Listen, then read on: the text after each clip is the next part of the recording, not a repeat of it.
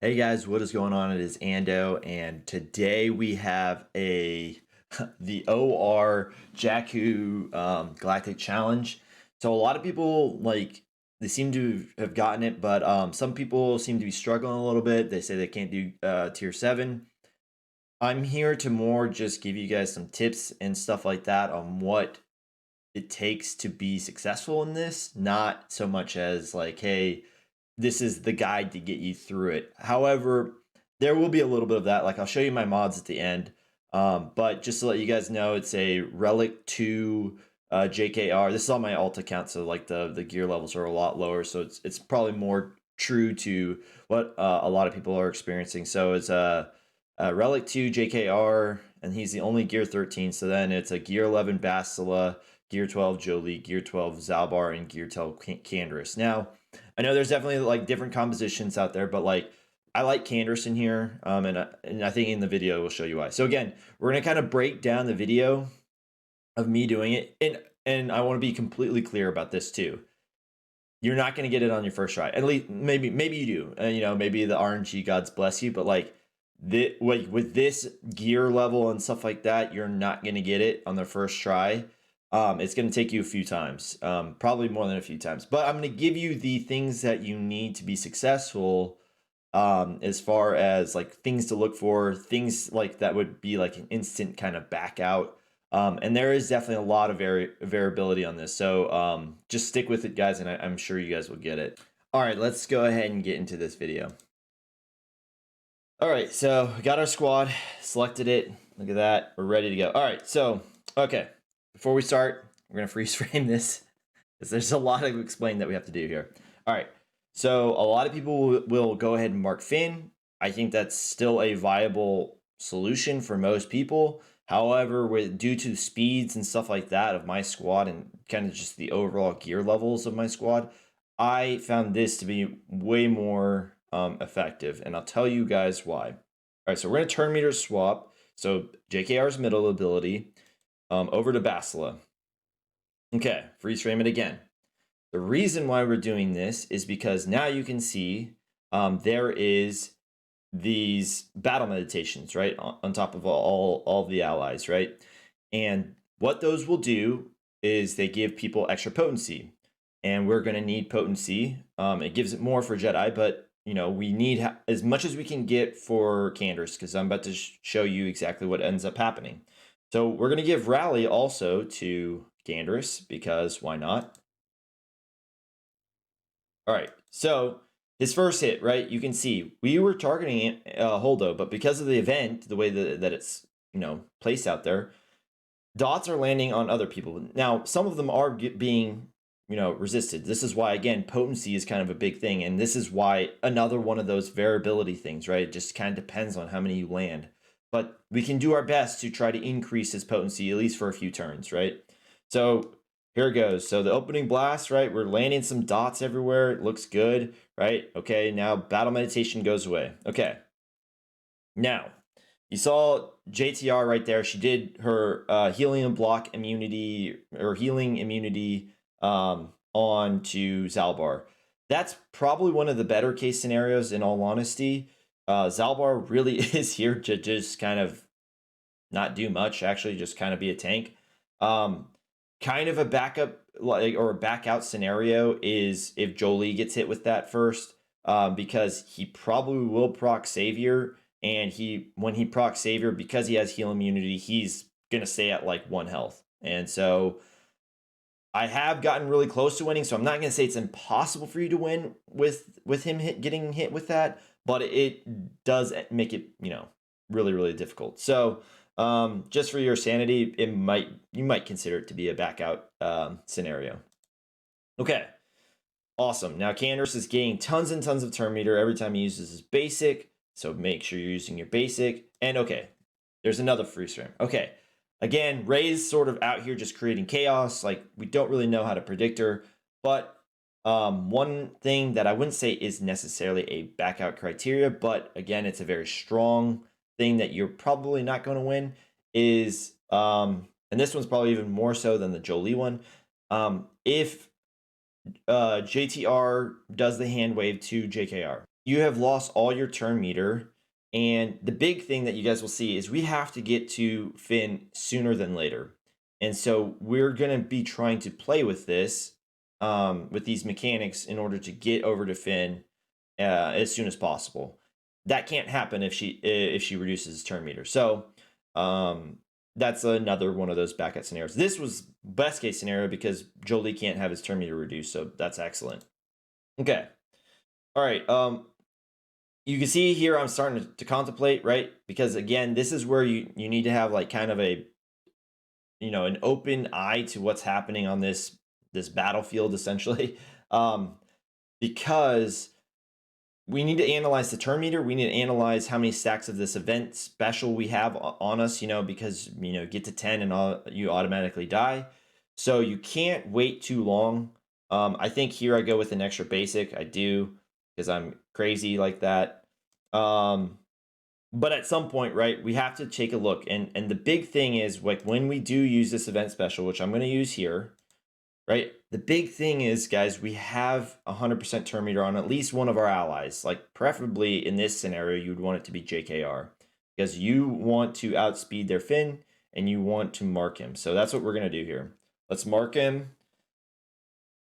And again, we're going to cool down, reduce him, because he's got that grenade that can, dispel debuffs and heal everybody and stuff. So, and we don't want that, right? We've worked really, really hard to look at all these dots. Like, at this point, Amylin Holdo is like a ticking time bomb, right? With all those dots on her. And we want to try to continue that. But again, we're managing our TM. We're calling him to assist when we can. And finding ways where we can, reduce down his stacks of this event special. And while still, maintaining our turn meter advantage, which is big in this, right? So, like I said, 33 on Holdo. She's a ticking time bomb, right? And we're Finn is just right there. He's getting close, and that's really, really important. Once Finn goes down, I'm not gonna say it's over, because it's definitely not. But you definitely are in the right direction, right? So we're gonna cool down that on Canderous. And okay, so this is another important thing. All right, so JKR can obviously go around taunts. That's excellent for JKR. However, I will say this. We're lucky because Resistance Hero Poe, or like a thing for you to look at is if whoever you're attacking has Foresight, potentially just look at it maybe attacking someone that either doesn't, or maybe just going after Holdo, because you really don't want the taunt to come up as much as possible, right? But luckily, like I said, JKR can go in here, and this was a good move for us because we can get an ability block on, or at least have a chance of getting an ability block on Resistance Hero Poe, which his special is obviously the one that does a ton of damage. Okay, so now we're back here on the taunt, because obviously JKR, can only go around taunts and not Canderous. So I look at the turn meter. The turn meter doesn't look good for us to reduce any cooldowns down anyways, but Amylin blew up from all of her damage at times, but Ray made us pay by, kicking Canderous in the face. So we lost a pretty big key aspect to the team. However, at this point, like, we should be able to win off of this. Okay, so at this point, like I said, we're going to turn meter, change turn meter there, get all that stuff off of her, try to just get down Poe because he can deal damage, right? And now we're looking really good. All those dots killed C-3PO. And at this point, this is just like almost like a game of chess. Like, it's just like, okay, I get that she's only got a certain amount of moves before she dies. How can we keep reducing down our own? I based off these gear levels, though, like, we still aren't actually out of the woods, you'll see. But we're in a good spot because Jolie, if someone does kill, one of the Jedi, it's like Jolie can just revive, which is great. Again, we're just trying to manage my stacks here. And I'm just trying to figure out a way to not die. So this was probably a wrong move right there. I'm not going to lie, right? So I'm pretty sure you can't reduce the cooldown of this, event special that we have that reduces down the stacks, because I marked her and then she just reduced her down to 7 anyway, or 6, from 7 to 6. So probably once you get to this point, maybe don't do that. And besides, it reduces her turn meter, and then you're kind of going beyond her. So now you can see like my stacks have started to gain more than hers, or I'm starting to gain on her. And so I'm trying everything that I can to basically keep Jolie alive at this point. So I learned from the last one, I'm not going to mark her. I'm just going to kind of do regular attacks here. And now she's up at 8. So I'm like, okay, I'm feeling pretty good. She obviously can't really be ability block because she just kind of cleanses it herself. I decide that I'm going to go after Jedi Knight Revan since he's sort of like, I feel like kind of the guy that I want to survive the most because he's the tankiest, or like he's got the most gear at least. You know that, and this is what I was talking about. That healing immunity is terrible for Jolie. So I'm feeling now a lot more nervous than I was originally when it was a 3v1. I'm trying everything in my power, and then there goes Jolie. Okay, so again, I'm not gonna mark her. She's at 9. It's just like, okay, let's just continue to reduce down stacks on Revan, so that way hopefully we can, you know, just wait for her to take her turn. And there she was. She took her turn, and the event took her, went down with her. The event swallowed her. So we got all of our rewards, right? It was not easy, you guys. Like I know I'm showing a 5-minute clip, but there was definitely times where that wasn't the case. So, all right, let's talk about like what the overarching things on modding, right? Okay. So I think Jedi Knight Revan, anything above 300 speed, you're going to start first, which is important because then you do that turn meter swap. That's really the big thing there. It's not like he's a damage dealer or anything like that. It's not like he really needs a ton of potency or tenacity or anything like that. He's relic too. I think that's what I was trying to show there. This really didn't matter. I don't think. Like Zalbar just is there to tank. Jolie Bindo, again, not really. Like I don't think his stats matter too much.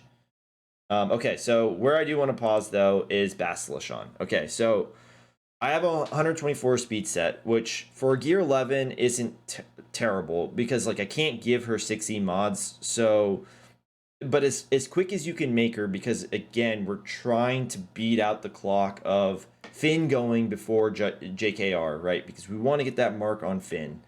So when we turn meter swap, if like let's just say she was 200 speed, right? That might make it into a scenario where when we turn meter swap, Jedi Knight Revan doesn't have enough turn meter to go before the Finn. Finn just cleanses all those dots, and then it's now you're kind of like not doing so hot.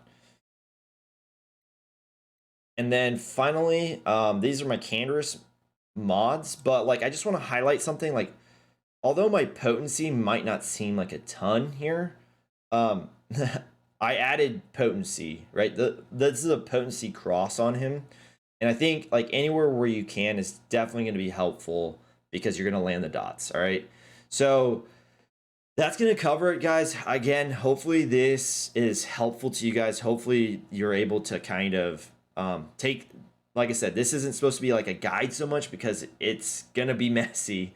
But you're able to take some of these practices and you're able to kind of apply them wherever gear level or however, you know, mods level and stuff like that that you are currently at, and able to kind of get this last tier because, you know, one, it's a good pride or accomplishment for your pride, and two, you know, it's good rewards. So thanks for watching, guys. Again, hopefully this is helpful, and we'll see you guys in the next one.